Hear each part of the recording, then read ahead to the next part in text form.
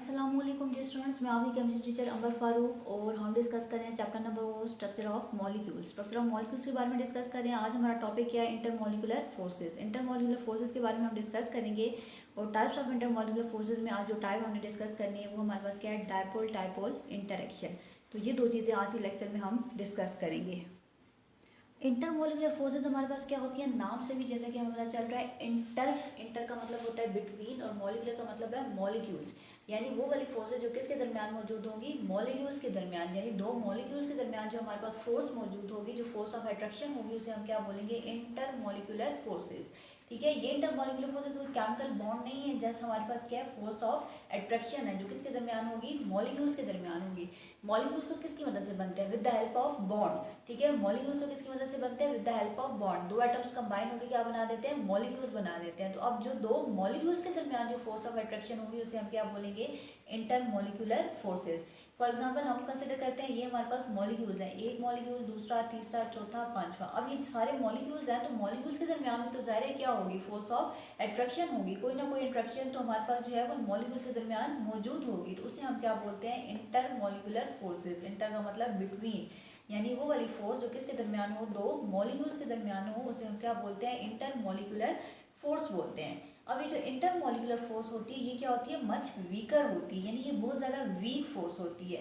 और covalent bond से ये कितनी वीक होती है? 25 टाइम्स जो है वो कोवेलेंट बॉन्ड से ये क्या होती है? वीक होती है। मतलब इंटरमॉलिक्यूलर फोर्सेस को ब्रेक करना आसान होता है। ये as compared to chemical bond क्या होती है? बहुत ज़्यादा वीक होती हैं। ठीक है, केमिकल बॉन्ड को ब्रेक करने के लिए हमें एनर्जी ज़्यादा चाहिए होती है क्योंकि वो स्ट्रॉन्ग फोर्स होती है, जबकि जो इंटरमॉलिक्यूलर फोर्स है जो दो मॉलिक्यूल्स के दरमियान होती है ये वीक होती है।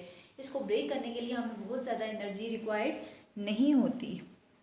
अब यही इंटरमॉलिक्यूलर फोर्सेस जो होती है वो गैसेस के दरमियान बहुत ज़्यादा वीक होती हैं क्योंकि गैस के मॉलिक्यूल्स एक दूसरे से बहुत ज़्यादा दूर होते हैं, फार अवे होते हैं। तो इन गैसेस के दरमियान जो है वो ये वाली इंटरमॉलिक्यूलर फोर्सेस क्या होती हैं? बहुत ज़्यादा वीकर होती हैं। और यही इंटरमॉलिक्यूलर फोर्सेस जो हैं वो सॉलिड के दरमियान क्या होती हैं? ग्रेटर होती हैं, क्योंकि सॉलिड में आपको पता है क्या होते हैं? मॉलिक्यूल्स एक दूसरे के करीब होते हैं। ठीक है, सॉलिड में हमारे पास क्या होते हैं? मॉलिक्यूल्स एक दूसरे के करीब होते हैं, जिसकी वजह से सॉलिड के मॉलिक्यूल्स के दरमियान इंटरमॉलिक्यूलर फोर्सेस क्या होती हैं? बहुत ज़्यादा स्ट्रॉन्ग होती हैं। जबकि गैस के मॉलिक्यूल्स एक दूसरे से बहुत ज़्यादा दूर होते हैं। ठीक है, गैस के मॉलिक्यूल्स एक दूसरे से बहुत ज़्यादा दूर होते हैं, तो इसलिए इनके दरमियान इंटरमॉलिक्यूलर फोर्सेस क्या होती हैं? बहुत ज़्यादा वीक होती है। और जो लिक्विड स्टेट होती है हमारे पास, उसमें जो हमारे पास इंटरमॉलिक्यूलर फोर्सेस होती है वो इंटरमीडिएट होती हैं बिटवीन गैस एंड सॉलिड। ठीक है, तो इंटरमॉलिक्यूलर फोर्सेस ही बेसिकली हमारे पास मैटर की स्टेट को डिसाइड करती हैं। अगर तो फोर्सेस मच वीकर हैं तो हमारे पास क्या होगी? गैसियस स्टेट होगी। अगर तो फोर्सेस बहुत ज़्यादा स्ट्रॉन्ग है तो फोर्स हमारे पास जो मैटर की स्टेट होगी वो क्या होगी? सॉलिड होगी।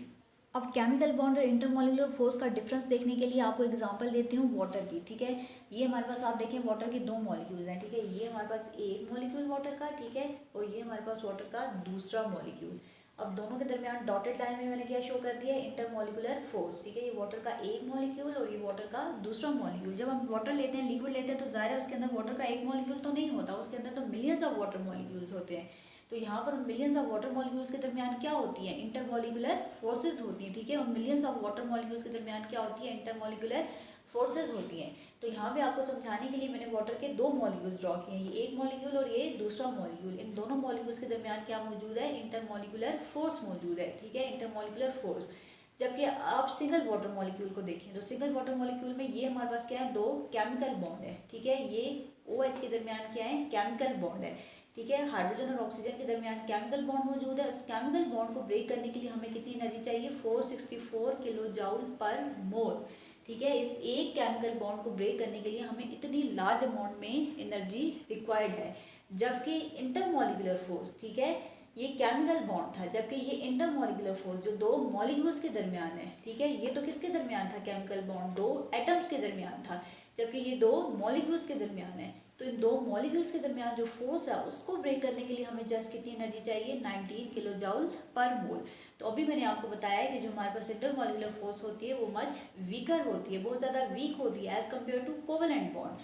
तो यहाँ पर आप देखिए कोवेलेंट बॉन्ड को ब्रेक करने के लिए हमें इतनी एनर्जी चाहिए, और जबकि इंटरमॉलिक्यूलर फोर्स को ब्रेक करने के लिए हमें कम एनर्जी चाहिए, 19 किलो जूल पर मोल। तो इंटरमॉलिक्यूलर फोर्सेज जो हैं वो कोवेलेंट बॉन्ड की निस्बत 25 टाइम्स क्या होती हैं? वीकर होती हैं।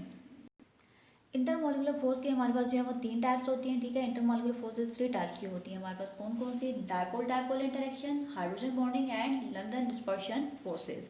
ठीक है, 3 टाइप्स आ गई हमारे पास, dipole dipole interaction, hydrogen bonding and London dispersion forces. और इन तीनों को कलेक्टिवली हम क्या बोलते हैं, वॉन डेर वाल फोर्सेस। ठीक है, इन तीनों फोर्सेस को कलेक्टिवली क्या कहा जाता है, वॉन डेर वाल फोर्सेस कहा जाता है। अब ये जो डायपोल डायपोल इंटरेक्शन होती है ये हमारे पास पोलर मॉलिक्यूल्स के दरमियान होती है। हाइड्रोजन बॉन्डिंग हमारे पास स्पेशल टाइप के मॉलिक्यूल्स होते हैं, हम डिस्कस करेंगे कौन से उनके दरमियान होती है। और लंदन डिस्पर्शन फोर्सेस हमारे पास नॉन पोलर मॉलिक्यूल्स के दरमियान जो है वो एग्जिस्ट करती हैं। तो आपके सिलेबस में हमारे पास जो है वो हमने 2 डिस्कस करनी है, डायपोल डायपोल इंटरेक्शन और हाइड्रोजन बॉन्डिंग। तो अभी आज हम डिस्कस करते हैं डायपोल डायपोल इंटरेक्शन, यानी वो वाली इंटरमॉलिक्यूलर फोर्सेज जो किसके दरमियान होती हैं, पोलर मॉलिक्यूल्स के दरमियान। आगे हमारे पास dipole dipole interaction. Dipole dipole interaction की डेफिनेशन हमारे पास क्या होती है, force between positive pole of one molecule and negative pole of another molecule. ठीक है, ऐसी फोर्स जो हमारे पास एक मॉलिक्यूल के पॉजिटिव पोल के दरमियान और दूसरे मॉलिक्यूल के नेगेटिव पोल के दरमियान जो फोर्स होगी उसे हम क्या बोलेंगे, डायपोल डायपोल इंटरेक्शन। पहले तो हम देख लेते हैं कि डायपोल क्या होते हैं। आपने डिस्कस किया था कि कोवेलेंट बॉन्ड की 2 टाइप्स होती हैं, polar covalent and non polar covalent molecules. तो जो कोवेलेंट ऐसे मॉलिक्यूल जिनके दरमियान पोलर कोवेलेंट बॉन्ड होता है उन्हें हम क्या बोलते हैं, पोलर मॉलिक्यूल्स। ठीक है, ऐसे मॉलिक्यूल्स जिनके दरमियान पोलर कोवेलेंट बॉन्ड होता है उन्हें हम क्या बोलते हैं, polar molecules. Polar covalent bonds के अंदर हमारे पास क्या होते हैं, डायपोल होते हैं। डायपोल का मतलब होता है कि दोनों एटम्स के ऊपर दो दो पोल बन जाते हैं। ठीक है, दोनों एटम्स के ऊपर पोल बनते हैं, one pole has positive charge and other pole has partial negative charge. ठीक है, डायपोल का मतलब है 2 पोल्स, एक एटम के ऊपर क्या होता है, पार्शियल पॉजिटिव चार्ज और दूसरे के ऊपर क्या होता है, partial negative charge. For example आप देखिए ए और बी के दरमियान एक केमिकल बॉन्ड मौजूद है और ये कौन सा है, पोलर कोवेलेंट बॉन्ड है। तो आप इस देखिए इस मॉलिक्यूल में 2 पोल बन गए, एक ये पॉजिटिव पोल और एक ये नेगेटिव पोल। तो 2 पोल हैं, इस वजह से इसको हम क्या बोलेंगे, डायपोल। ठीक है, एक के ऊपर पार्शियल पॉजिटिव चार्ज है और दूसरे के ऊपर पार्शियल नेगेटिव चार्ज है। पार्शियल नेगेटिव किसके ऊपर है, जो मोर इलेक्ट्रोनेगेटिव है। ठीक है, जो अपनी इलेक्ट्रोनेगेटिविटी की वजह से क्या होगा, शेयर्ड पेयर को अपनी तरफ ज़्यादा अट्रैक्ट करेगा। और पार्शियल पॉजिटिव किसके ऊपर होगा, जो लेस इलेक्ट्रोनेगेटिव है। ठीक है, जो लेस इलेक्ट्रोनेगेटिव होगा उसकी अट्रैक्शन कम होगी, उसकी इलेक्ट्रोनेगेटिविटी कम होगी, तो शेयर्ड पेयर की अट्रैक्शन भी क्या होगी, कम होगी। तो पार्शियल नेगेटिव वाला उसके ऊपर होगा हमारे पास। ठीक है, पार्शियल नेगेटिव चार्ज उस एटम के ऊपर होगा जो मोर इलेक्ट्रोनेगेटिव होगा। तो यूँ हमारे पास जो है वो क्या बन जाता है, मॉलिक्यूल के अंदर डायपोल। ठीक है, इस मॉलिक्यूल के अंदर क्या बने हुए हैं, dipole, 2 pole, positive pole and negative pole. ये कौन सा मॉलिक्यूल है, पोलर मॉलिक्यूल है, क्योंकि यहाँ पर कौन सा बॉन्ड है, पोलर कोवेलेंट बॉन्ड।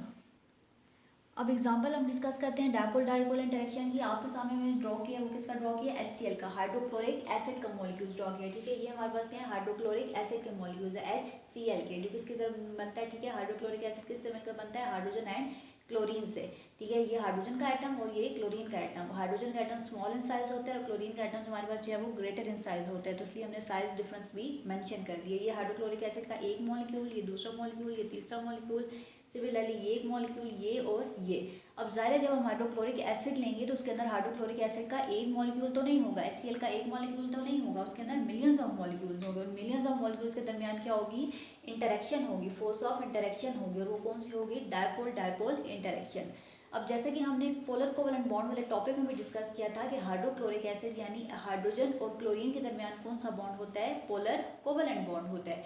ठीक है, पोलर कोवेलेंट बॉन्ड का मतलब यानी कि क्लोरीन की इलेक्ट्रोनेगेटिविटी ज़्यादा होती है और इस पर कौन सा चार्ज होता है, पार्शियल नेगेटिव चार्ज होता है, और हाइड्रोजन की इलेक्ट्रोनेगेटिविटी कम होती है और इस पर कौन सा चार्ज होता है, पार्शियल पॉजिटिव चार्ज होता है। यानी कि हाइड्रोक्लोरिक एसिड में क्या बन गया, डायपोल बन गया, positive pole and negative pole.